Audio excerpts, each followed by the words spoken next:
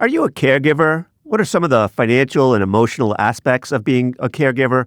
Well, here to talk with me about that and many other things is Chris Herman. He is the head of retirement at Bank of America. Chris, welcome. Thank you, Bob. It's a pleasure to be with you. It's a pleasure to have you here. It'll be a pleasure to have you discuss this notion of what are some of the emotional and financial aspects of being a caregiver, and also what are some of the emotional and financial aspects of what happens after the person that you've cared for passes on. Where to begin? Yeah, great question. I'll go back. My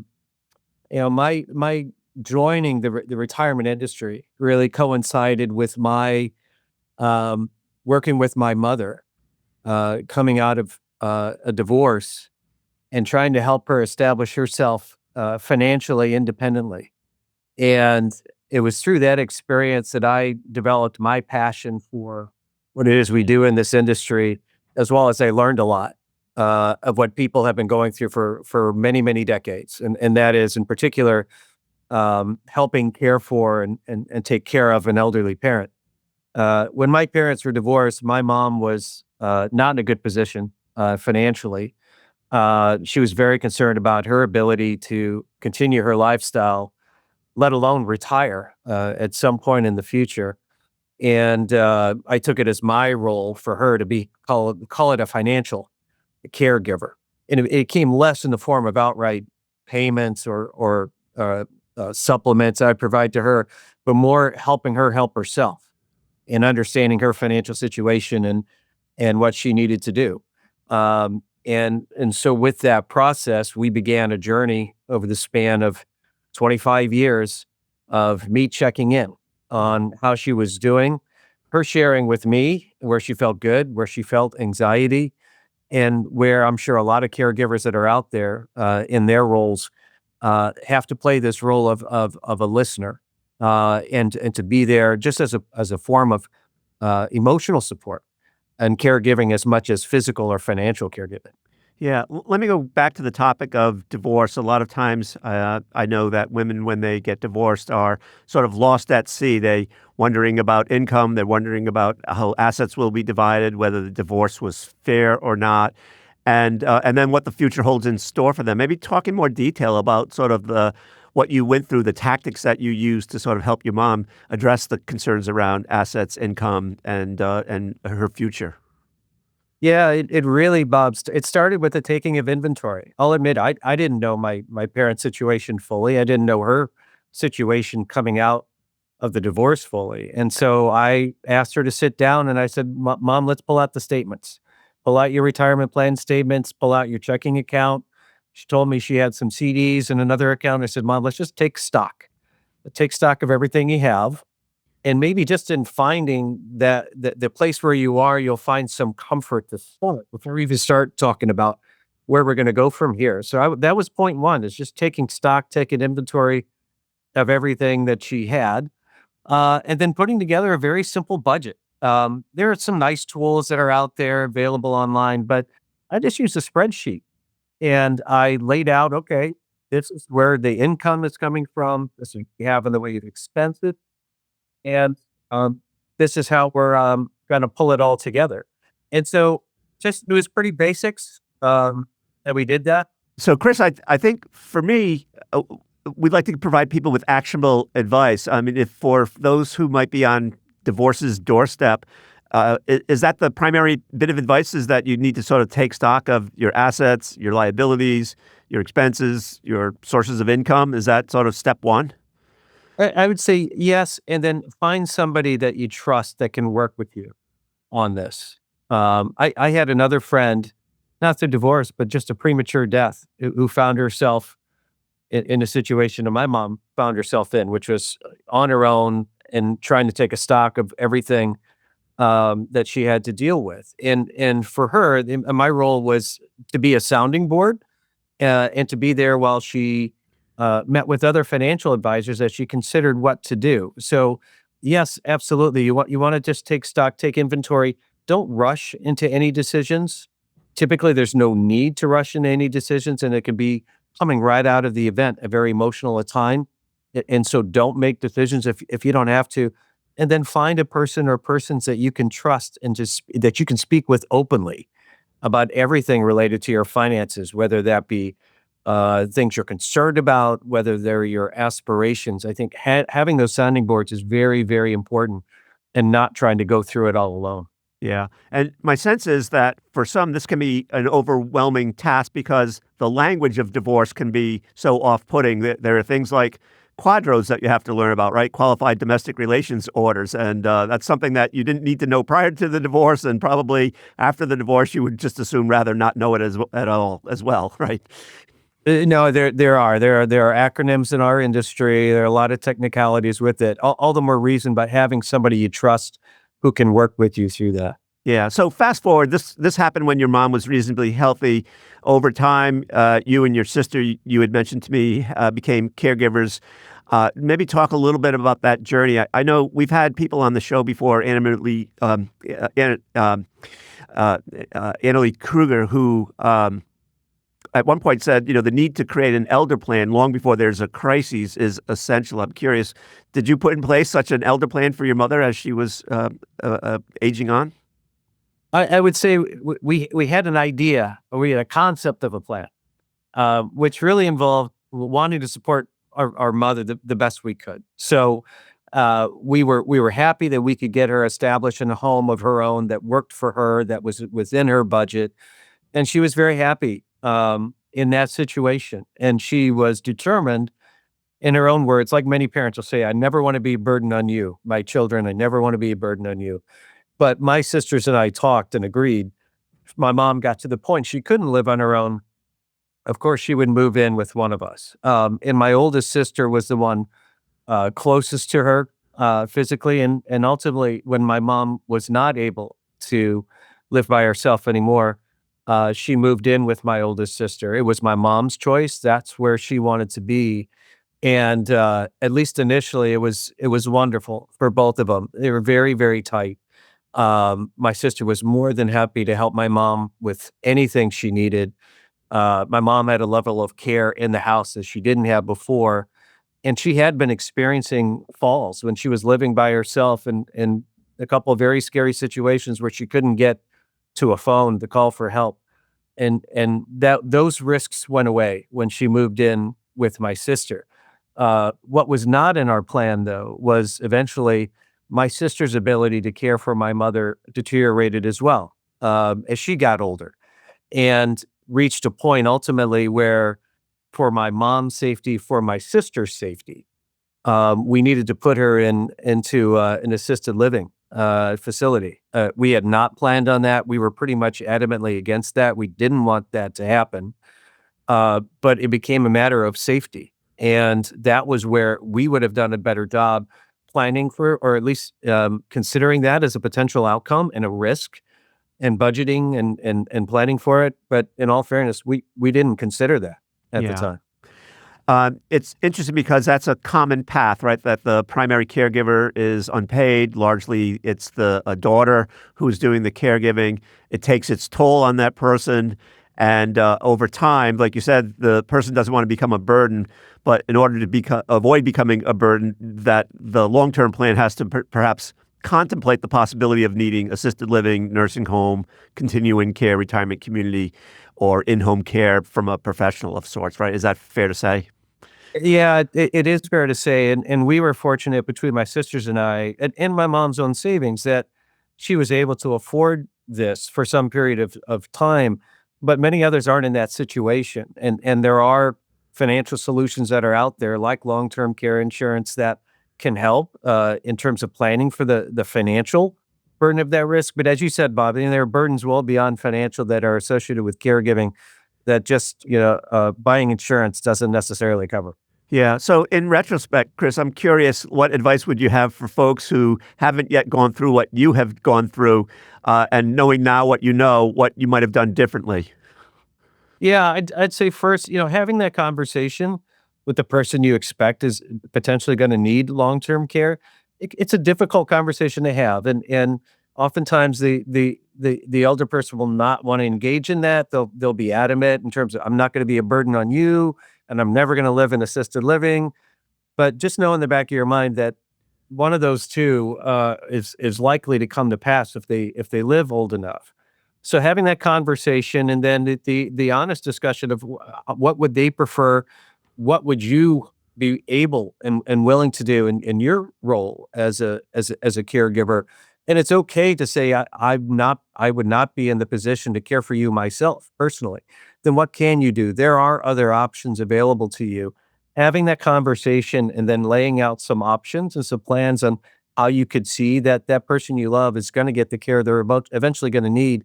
Don't wait until you're in the moment to have those conversations. Yeah. I know we're going to take a break in a second, but I wonder if you could speak quickly about after your mom passed. There are some financial things that people need to consider, things like probate court or beneficiary designations or trust, if there are any trusts in place. Quickly, any thoughts about what people need to know about those three things after someone passes on? Sure. I'll say most importantly, retirement accounts don't pass through probate so long as you got your beneficiary designations done. And too often they lapse or they're left empty altogether.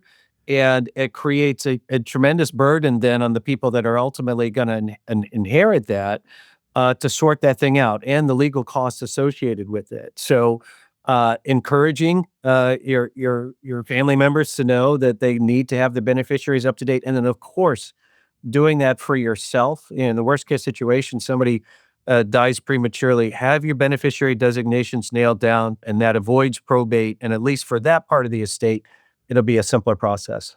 All right. Chris, we're going to take a short break. And when we come back, we're going to go to the other end of the spectrum. We're going to talk about what we can do to help young adults get off on the right financial foot. Don't go away.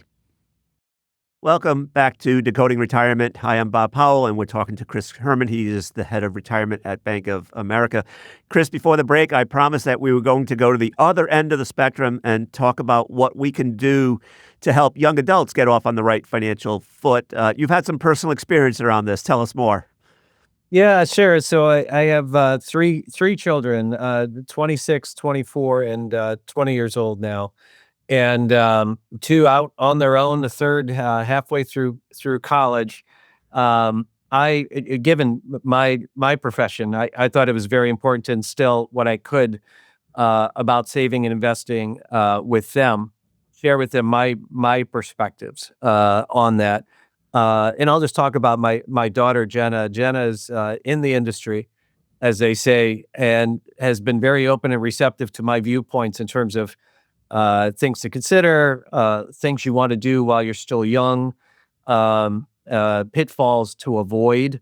And unfortunately, our education systems are not typically teaching financial basics and investing basics. And so a lot of people graduate from college with a cursory understanding of this. Fortunately for Jenna, she had this as part of her education. She had some background in it. But I did share with her just a couple things, and I'll talk about that basics around investing. I put together a little PowerPoint presentation for her, which she had the patience to sit through while I flipped through. But page one, I shared with her, I said that there is always a trade-off between risk and return, and run away from any salesperson who tries to convince you otherwise.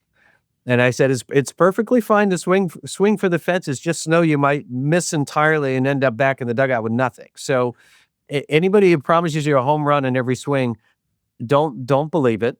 And at the same time, if you keep yourself very safe and secure, just know that you're going to be missing out on opportunities for investing growth and wealth creation. Just know that there's a trade-off. And the other thing I shared with her is I said, so long as fear and greed are human emotions, there will be market booms and busts.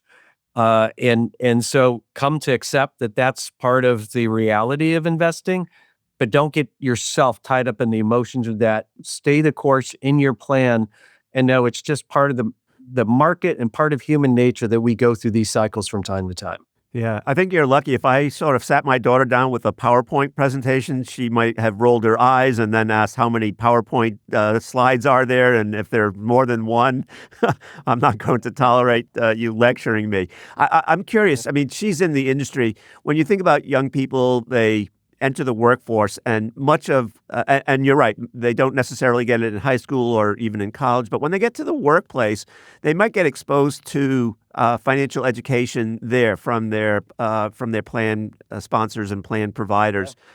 Any thoughts about, like, is that the best place for people to start becoming engaged in becoming a more savvy saver, investor, planner?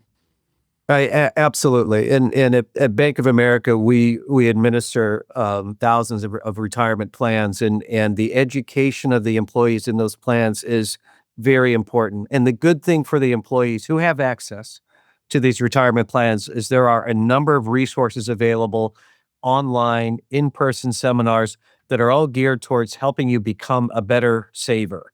And so it's typically through the workplace that individuals get their first exposure to saving, to investing. And the resources are really, there's been a lot in the industry invested over time to make these impactful and to make them work for people. So, yes, it's typically through the workplace. The couple things that I'll say in that regard, one is if your employer is offering you a retirement plan, take advantage of it. There are still a large number of people who don't participate in their employer's retirement plan. And most employers now will put money in to their employee's account on their behalf, so long as they're participating. So a failure to participate is leaving money on the table. And the second thing I'll say is stay invested. These market swings can lead people from time to time to want to pull money back, and then invariably it's at the wrong time, and then they never get back into the market. Stay invested through these periods. That's a message, Bob. I'll say that it's resonating more and more. We're seeing less and less people taking action in the face of a market tumult and selling out because the market went down a lot. People are staying the course, and it is going to be for their benefit long term. Yeah. So I'm curious too. I want to talk about volatility and staying invested, but I also want to have you address this notion of young adults. I have children who are 30 and 26, and my 26-year-old daughter. People who have listened to this show in the past have heard me say that for all the talk that we did in our household about money and saving and investing, et cetera, it wasn't until she listened to Mrs. Dow Jones on TikTok or Instagram or one of those social media platforms that it sort of took flight, that she made the connection between what she was saving for and what she was saving in. And I'm curious, do you have any thoughts about whether young people should turn to social media? And if so, how can they sort of distinguish the good advice from the bad advice? So I bet that's a great question, Bob. I'd say whether we want it to happen or not, more people are going to go to social media to get some level of financial education. And there are really good resources out there. There are some less reputable ones as well. So I would say it's like with all things, caveat emptor. I think we have to acknowledge the fact that social media and influencers will be speaking more and more to young people. I think as a parent, it's a great opportunity for you to ask your children, hey, where are you getting your financial information from? Tell me more about that. Invariably, when I ask my kids, they're going to give me the name of something I've never heard of before. And okay, that's an opportunity for me to do a little research, and then I can pass muster on it and say, yeah, that's really good advice, and I'd never heard of this person, and it's great. Or if it seems a little maybe not in their best interest, to share that perspective as well. But I think we have to be realistic. The young folks love the input of influencers. They're going to go to them. I think we as parents, we have to acknowledge it and try to be as aware as possible around where they're getting their information from.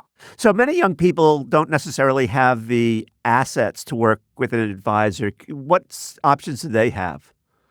So typically within retirement, if your employer has a retirement plan, most plans now, in addition to offering education, they offer some form of advice, and it can be in the form of an online tool where you can put in your goals and your savings plans, and it will recommend to you an appropriate investment allocation. It will keep it balanced and will rebalance it through that allocation. It'll recommend additional savings, and that's available within retirement plans. Outside of retirement plans, there are a number of calculators and tools that are available. At Merrill Lynch, we have one called the Personal Retirement Calculator, where you can go in and start to build your own financial plan for free. It's not behind a login. And there are plenty of other examples that are out there. But I'd say go to a financial institution that you know and you trust when you go to these online tools or your employer's retirement plan. I think there are some great tools out there for free that people can use to get better educated. Yeah. It's interesting. We're talking the day before the Employee Benefit Research Institute will release, I think, their 26th or 27th Retirement Confidence Survey. And routinely in that survey, one of the things that they note is if you've done a calculation to determine how much money you need for retirement, you are that much more confident about the security that you'll have in retirement versus those who didn't do the calculation. So I think if I could leave anyone with some advice today is, at a minimum, just calculate how much you might need, and that certainly will go a long way toward improving your confidence levels. Totally agree, Bob. Yep. So, Chris, we've covered a lot of ground. I'm sure there's more ground that we could cover, but curious, is there anything that we missed or anything that just bears reemphasizing before we wrap up? I would say that the three musts, I'd say throughout your retirement journey, when you're young, mid-career, late career, one, start early, even if it's a small amount, and to take advantage of the free money that's being made available to you by your employer or the federal government. Start early.